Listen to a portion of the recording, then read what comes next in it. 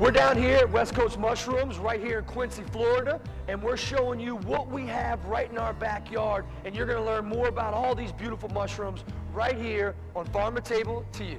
This place got open originally, you talking about from the beginning? Yeah, from the beginning. In like 1980. There's a building in 80 and 81 producing mushrooms. This place has been here for 30-something years in all. Shut down for about, a little over a year. Gamble and them purchased it and started it back up. We get the straw in, we make the moisture, run us through it real fast. Well, like I say, from the starting is on the wharf. That's the mixing of the compost. Okay. The three main ingredients. What's the ingredients? Wheat straw, your cottonseed oil, oil, and your chicken litter. And a chicken litter. It takes about 14 days to get your compost broken down to the stage that you're going to enter to the tunnel. You're going to go in there for 7 days, and you're going to go through a pasteurization. After the pasteurization, you're going to come out of a tunnel, you're going to go into another tunnel, and they're going to introduce the mushroom spores, which is a seed. They'll distribute that through the compost, and they'll put it back in a tunnel for 2 weeks and initiate the growth in that compost. Okay. And then after 2 weeks, it's going to come out of that tunnel and go into the tray itself, the 4x8 tray. It's going to stay back there for 7 days.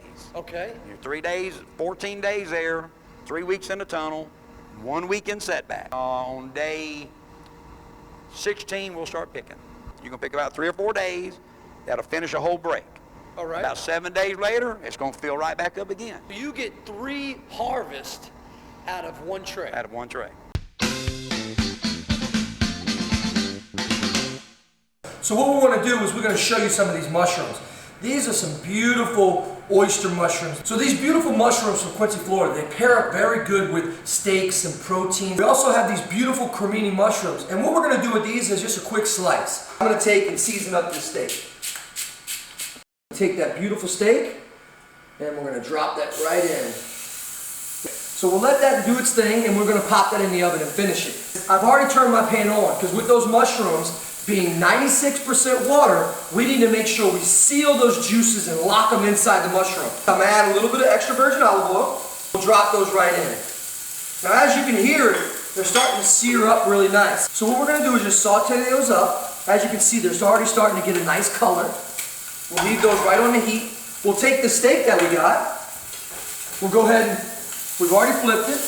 We're going to make sure we got nice grill marks. We're going to go ahead and pop that right in the oven. Now that the mushrooms have been cooking for about a minute or 2, we'll go ahead and actually you can see how it kind of seared all those juices in it. We want to taste those mushrooms. Now what I'm going to do is I'm going to add the mushrooms to the plate.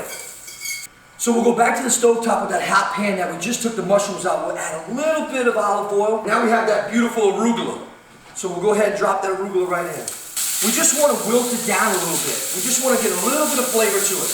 Now we'll go ahead and put it right on our plate. Now what we have here is our beautiful steak, cooked to about a beautiful medium rare. Then we have our beautiful oyster mushrooms and cremini mushrooms. And then we have a little bit of sauteed arugula. And that's to add a little bit of pepperness to the steak, to add a little bit of pepperness to the mushrooms.